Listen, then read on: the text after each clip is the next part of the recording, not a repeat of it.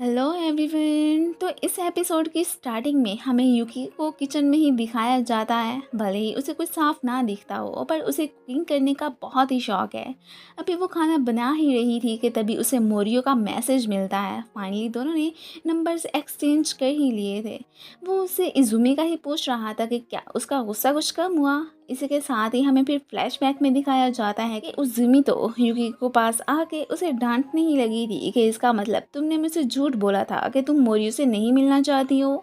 और इधर मोरियो को भी खूब सारा लेक्चर देती हैं कि जॉब बिजनेस वगैरह तो तुम्हारा है कोई नहीं, फिर आखिर मेरी बहन के पीछे ही क्यों पड़े हुए हो। और साथ में ही युकीको को लेती वहाँ से चली जाती है। अब इसे तो लग रहा था कि जैसे मॉर्निंग में उसकी बहन का गुस्सा कुछ कम हो जाएगा, पर वो स्टिल उस पर एंग्री। वाल साथ में वो इसे खाना भी नहीं बनाने देती कि ये कितना डेंजरस है, तुम्हें कुछ अंदाज़ा भी होना चाहिए।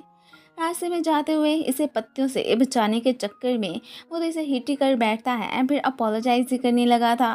खैर इधर ही कंस्ट्रक्शन का काम भी चल रहा था तो युकीको को इसकी बातों को समझने में मुश्किल हो रही होती है। वो इससे इजुमी के बारे में ही पूछ रहा था कि उसके साथ मामला कुछ सेट हुआ या नहीं।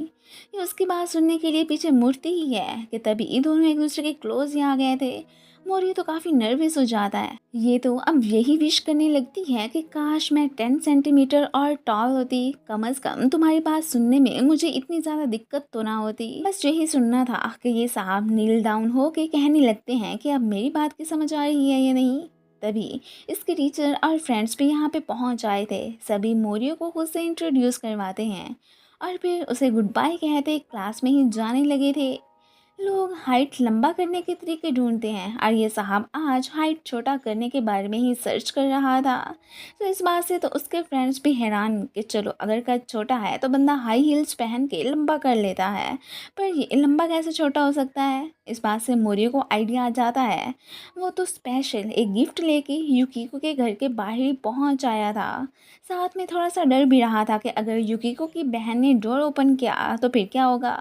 ये तो उसकी खुशकिस्मती के डैडी वो गिफ्ट उठा के फिर अंदर ही लेके चले जाते हैं। इसूमी समझ रही थी कि शायद मेरे एक्स बॉयफ्रेंड ने मुझे मनाने के लिए ये भेजा होना है। खुद तो कितना ज़्यादा कोवर्ड है कि आया ही नहीं।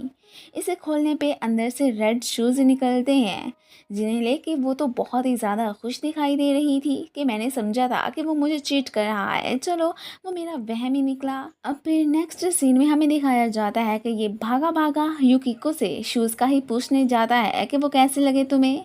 अब ये शौक कि अच्छा वो तुम ही दरवाजे के बाहर रख के गए थे।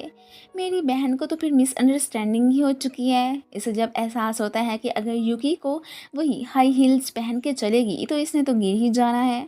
वो अब अफसोस ही करने लगा था कि मैं कोई कंफर्टेबल शूज़ ही बाय कर लेता। युकी को तो खुशी दिखाई दे रही होती है कि कल इसने मेरी हाइट वाली बात को सीरियस लेके ही वो गिफ्ट देने का सोच लिया।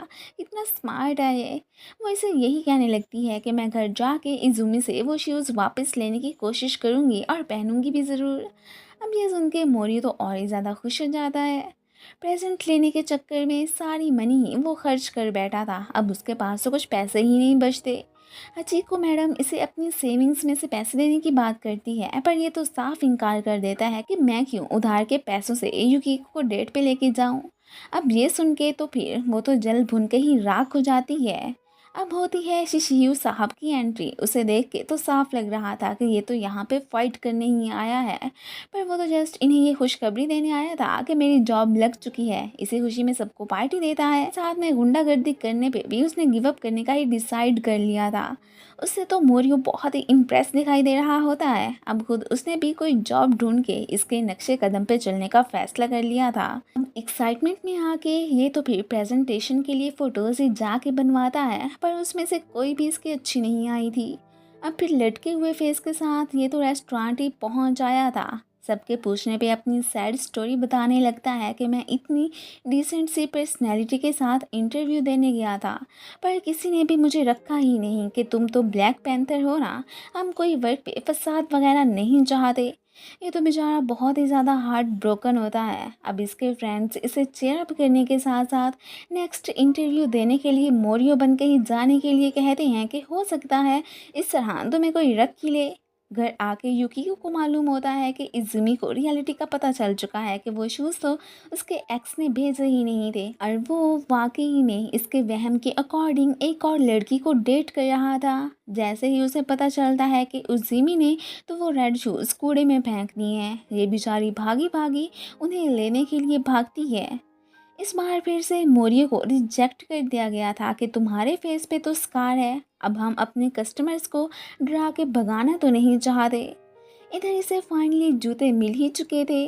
रात को वो बहुत ही अपसेट बैठा होता है कि अब मेरा क्या बनेगा, कि तभी उसे युकिको की कॉल आ जाती है। इस वक्त वो उसके शूज़ पहन के ही बैठी थी और इस बार में वो उसे बता भी देती है। वो तो उसे अपनी एक ख्वाहिश का इजहार ही करने लगा था कि क्या तुम यही शूज़ एक सेकंड के लिए ही सही मुझे लाइव पहन के दिखा सकती हो। तो वो मान जाती है कि ठीक है, नेक्स्ट टाइम जब मैं तुमसे मिलूंगी ना तो तुम्हारे सामने ही ये पहन के आऊँगी। साथ ही साथ वो उसे फिर अपनी जॉब के ना लगने का भी बताता है कि मैंने इतनी ट्राइयाँ की पर कोई मुझे रखने को तैयार ही नहीं है। वो तो फिर उसे हिम्मत ना हारने को कहती है कि एक ना एक दिन ज़रूर तुम्हें समझते हुए कोई तुम्हें भी एक्सेप्ट कर ही लेगा। इज़ुमी की आवाज़ सुन के वो तो फ़ौरन से कॉल काट देती है, पर शूज़ को छुपाने के चक्कर में वो तो फिर उन्हें उसे दिखा ही बैठी थी। अब फिर सारी बात तो उसे उन्हें बतानी ही पड़ गई थी कि एक्चुअली में ये मोरियो ने मेरे लिए ही भेजे थे। अब उसकी बहन हैरान कि उसे तुम्हारी कंडीशन का पता भी है, फिर भी ये देने की उसमें हिम्मत भी कैसे हुई। उसे मालूम होना चाहिए कि ये तुम्हारे लिए कितने ज़्यादा डेंजरस हैं, अब आगे चल के वो तुम्हें कहाँ प्रोटेक्ट कर पाएगा। सो उससे मिलना अब तुम छोड़ ही दो। ये अब यहाँ पे मोरियो की ही साइड लेने लगती है कि उसकी मुझे लेके इंटेंशंस बहुत ही ज़्यादा अच्छी हैं, वो बैड पर्सन नहीं है। पर इज़ुमी उसकी एक नहीं सुनने वाली थी। अब फिर ये भी उस पर भड़क जाती है कि आखिर आपको प्रॉब्लम क्या है। सब फिर मुझे एहसास दिलवाएं ना, आप ज़रूर मेरी ब्लाइंडनेस को मद्देनज़र रख के हर काम से रोकती रहती हैं, कुछ नया करने ही नहीं देती। अब वो सब मोरियो के साथ करते हुए मुझे खुशी हो रही है, तो आपको क्या मसला। अपने आगे बोलने पे उसे इज़ुमी से थप्पड़ ही पड़ गया था। ये तो उसका फर्स्ट टाइम था, इसलिए वो बहुत ही ज़्यादा इमोशनल होती अपने रूम में ही चली जाती है। इज़ुमी तो एक तरह से उसे हर काम से उसी के भले के लिए ही रोकती थी कि कहीं बाद में उसे कोई मसला ना हो। ये तो अगले दिन उज़ुमी से बिना बोले ही स्कूल चली जाती है। मोरियो स्टेशनरी शॉप पे आ चुका था, जहाँ पे बहुत सारी ऑडियो गाइड सीरीज देख के खुश के अगर युगी को मेरे साथ होती तो उसे कितना अच्छा लगता। इवन कि उसे अपने साथ इमेजिन ही करने लगा था कि नेक्स्ट टाइम मैं उसे अपने साथ लेके आऊँगा। वो इधर जिस ग्रैंडमा की हेल्प करता है वो कोई और नहीं बल्कि शिशियू की ही दादी माँ थी। वो तो मोरियो की खूब सारी तारीफ़ें करती हैं कि तुम कितने ज़्यादा हैंडसम हो और बहुत अच्छे भी, एंड देन उन्हें गुड बाय कहती वहाँ से चली ही गई थी। डैड इज़ुमी से मिलने आए थे, वो बस अपनी दोनों बेटियों के दरमियान सुलह ही करवाना चाहते थे। वो यहाँ पे उससे यही कहने लगे थे कि माना कि मेरी और युकिको की रिस्पॉन्सिबिलिटी तुम्हारे कंधों पर है, फिर भी तुम्हें युकिको का थोड़ा सा एहसास करना चाहिए कि वो अपनी मर्जी से लाइफ गुजारना चाहती है तो उसे गुजारने दो। अब ये भी फिर उनकी बात मानने को तैयार हो ही गई थी। शिशियू इसी शॉप का ही मैनेजर था। वो तो मोरियो को जॉब की ऑफ़र कर देता है कि मुझे इस वक्त तुम्हारी ज़रूरत है, अगर तुम चाहते हो तो यहाँ पे काम कर सकते हो। ये सुन के तो वो तो फिर खुशी खुशी ही उसकी ऑफ़र एक्सेप्ट कर लेता है। अब ये बेटर अपॉर्चुनिटी वो अपने हाथों से कैसे जाने दे सकता था। जल्दी से फ़ोन करके इस बात का युकी को भी बता देता है कि मेरी जॉब लग चुकी है, ये भी अब खुश। इसके बाद सीधी वो इज़ुमी के पास ही पहुंची होती है कि क्या आप मेरे साथ शॉपिंग करने चल सकती हैं, और फिर वो उन्हें अंदर ले जाने की बजाय बाहर ही रुकने का कह देती है कि मैं खुद ही जाके शॉपिंग करूंगी। अब रेड शूज़ के साथ उसे एक ड्रेस ही ढूंढनी थी, जहाँ पे एक लेडी की मदद से वाकई में वो अपने लिए एक बहुत ही अच्छी सी ड्रेस चूज़ कर भी लेती है। बाहर आते वक्त वो बहुत हैप्पी दिखाई दे रही थी कि देख लिया ना, मैं आपके बिना भी जाके शॉपिंग कर सकती हूँ। आप भी अब मेरे पे तवज्जो देने की बजाय खुद को दें, अपनी फ्रेंड्स के साथ घूमे फिरे मज़े करें, मेरी टेंशन मत ले। ये सुन के तो वो फिर स्माइल ही करने लगती हैं। अगले दिन वही शूज़ और न्यू ड्रेस पहन के ये तो मोरियो से मिलने ही पहुंची हुई थी। वो इसे देख के एकदम सरप्राइज। अब ये यहाँ पे फिसल के गिरने ही वाली होती है कि मोरियो इसे संभाल लेता है। ये सीन जो कि इज़ुमी खड़ी देख रही थी हंसने लगती है कि ये दोनों ही एक दूसरे के लिए परफेक्ट हैं। वो तो इसे हक करने के साथ साथ थोड़ा सा इमोशनल भी हो जाता है कि अब मैं अपने पैसों से तुम्हें गिफ्ट्स वगैरह लेके दूंगा और साथ में कंफर्टेबल शूज़ भी। ये देख के तो इज़ुमी भी इमोशनली हो जाती है कि वाकई में ये तो उसे प्रोटेक्ट करने के लायक है।